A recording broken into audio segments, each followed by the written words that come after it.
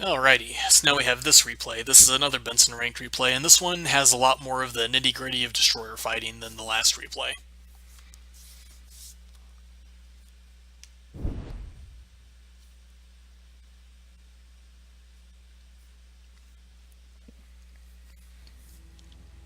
Now, as I said before, the way destroyers fit into the meta against each other mostly depends on their armament and concealment.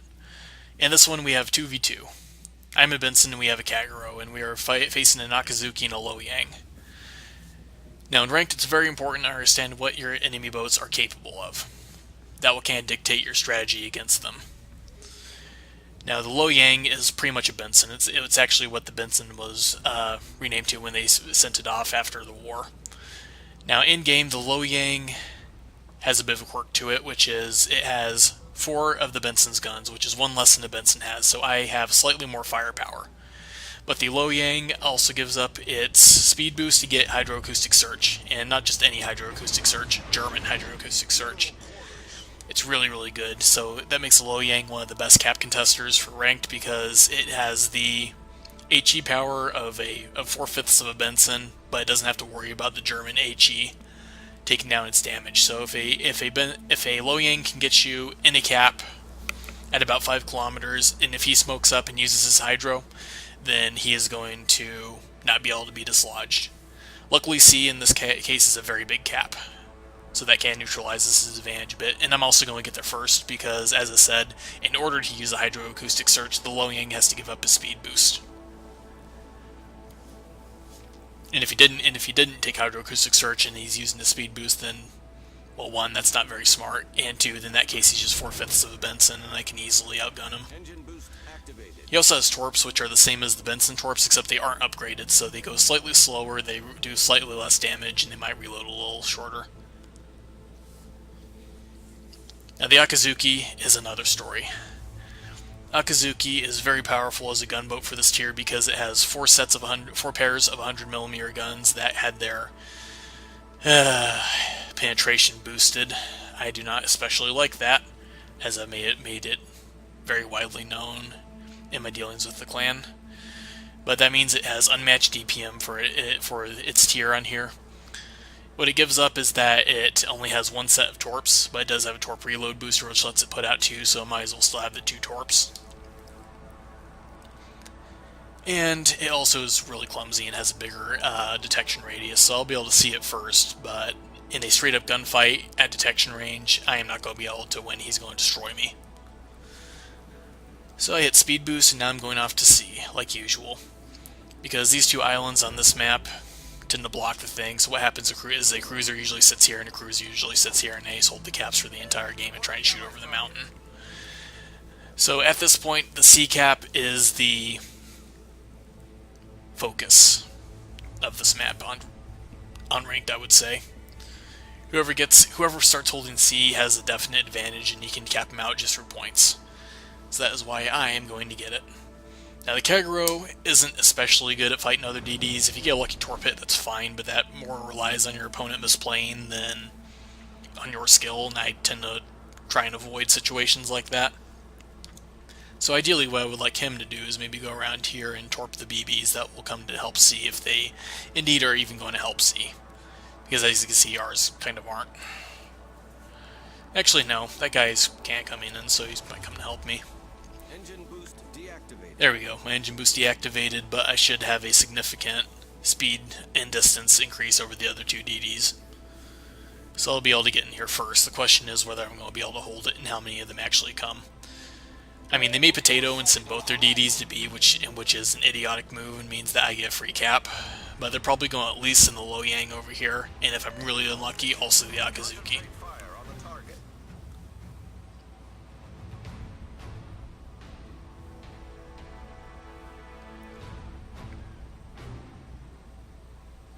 Alright, so we're in the cap now, so we're flipping it, and now we know that since we're capturing, there's no one actually in the cap. So all good for us, all roses. And now look at the cap counter, because the cap counter will go to contested if an enemy DD comes in. And that will give us a few seconds warning about where the other DD is. Well, not really worrying about where it is, but worrying that DD is in the area. You don't really know if it comes in from here or here. So yeah, the Turpitz is coming. The Turpitz... Oh, there's the Low Yang. So I'll wait until this island gets in our way, and I start firing some opening shots. And now the island is blocking the way, and right now I'm detected. I'm not sure why I'm detected. So I'm getting ready to smoke, possibly, and yep, see, there's the Akazuki. So this is a really bad situation for a Benson. So I smoke up and turn to the side so my smoke will block the Low Yang from seeing. Now Low Yang Hydro doesn't reach as far as I am, so I'm fine with that. I fire some torps just to make sure that he doesn't come charging through his gap right here to try and Hydro me up. Luckily, I think it's Cleveland. Is that Cleveland? Yep, it's Cleveland. He's come in, and I think he might have radared because I don't think they had direct line of sight. And that lets me get a few extra shots onto the Akazuki. Now I can't have to give them the cap at this point because I can't push in against them. Now don't be afraid to leave caps in a DD if you can't get it right now. It's better to get away with your life and re-engage later under circumstance and wait for them to push out. Now the Kagero's with me, which... No, well, they're all sitting in caps, so it probably is a decent enough move to come with me, I suppose. So I'm going to try and go along here where this island right here will hopefully block the shots that the Akazuki can get on me.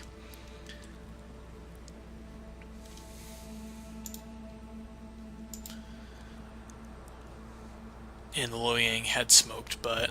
Oh, yep, see, there he is. Baselli gets behind the island. So I go ahead and send out some more torps against him. So if he pushes in, he'll have to avoid them. Yep, there's the Akazuki. Now this is actually where the American arcs are really good, because see, I can just lop those right over the island. But sadly he went forward and I wasn't able to actually get them on target in time. I take a few shots at the Low Yang, because he can't see through my smoke screen, and I'm right, and as I said before on the October Revolution video, this is very deliberate right here. The Akazuki can't see me through his island, so I'm sitting here and waiting until these guys come up to give me some help against him. Because once again, he's going to be able to just outgun me. And I'm about to pull out. There we go. Luckily, he's turning to the side now, which means he can only get 2 guns on target. And I can get all 5, so I'm going ahead and just spraying some AG at him. He's turning, so I'm turning away to give him less of a target to shoot at. And I'm going to get behind the island and block line of sight because I don't want him to actually get shots on me, and I think our Cleveland just got hit. Yeah. So I'm going to go along the side right here. I forgot this part, yeah. The Low Yang was over here, and I guess he was like going back or forward or something. But then he got one of my torps and died. Benson torps reload slow, but they hit really hard, so that's what's good about them. And now my odds are significantly better. I have a Cleveland friend right here, I have a broadside Akazuki, and I'm just spraying him with fire now. And I'll be able to out-DPM him before he can actually get shots back on me. But there's a Turpitz over there, so we got to worry about him. There we go. So see, that is significantly better for our team now. We have both of our DDs, and they lost both of theirs. We lost our Cleveland, unfortunately, but Cleveland radar is the main reason I wanted him around, and he, well, performed his duty. And I sadly beach, because I'm an idiot. But luckily, my detection kicks in, and the Turpitz can't see me anymore. Now he's still going through the cap, and I can't really do much to him, because he's at full health, and his secondaries will eat me alive if I get close to him.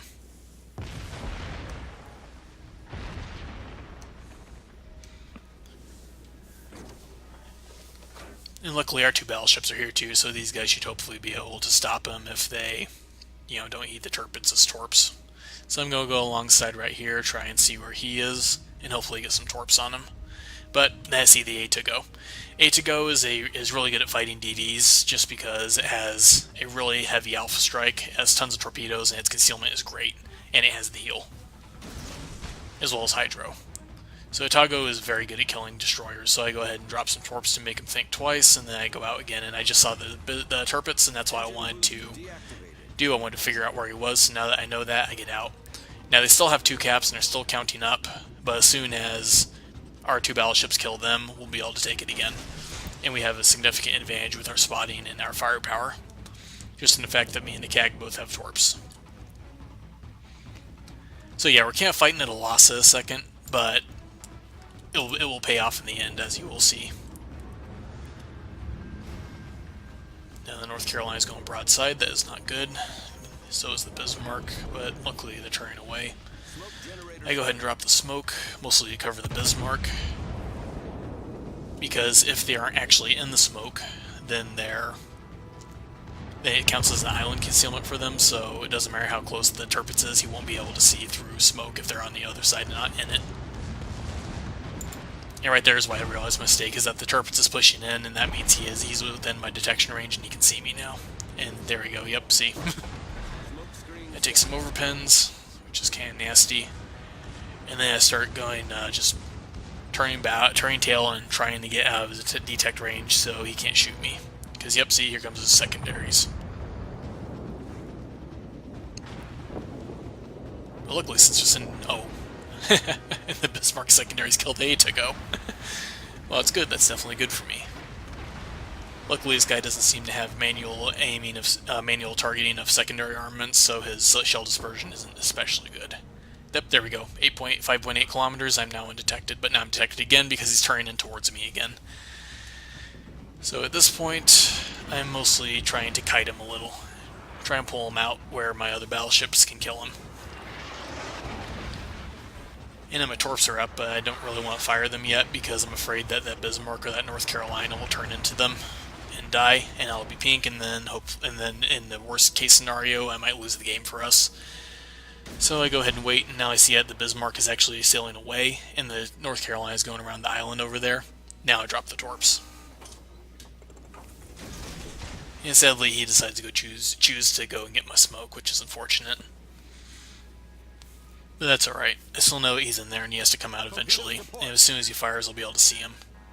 And right here, he gets sneaky, and I actually almost take a torp. But luckily, I was going full speed, so I'm fine. So good aim on that Tirpitz. But sorry, I had to dodge in the chat. Yep, there's a Tirpitz.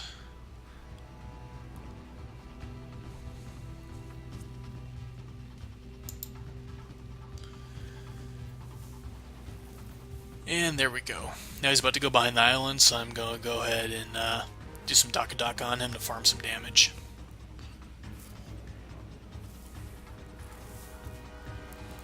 There we go, and the enemy's doing the typical loser talk. No, people don't play this game to lose, or at least they usually don't. There we go, we'll go ahead and shoot there. And sadly the island gets in the way, so I decided to try and reverse, but we win.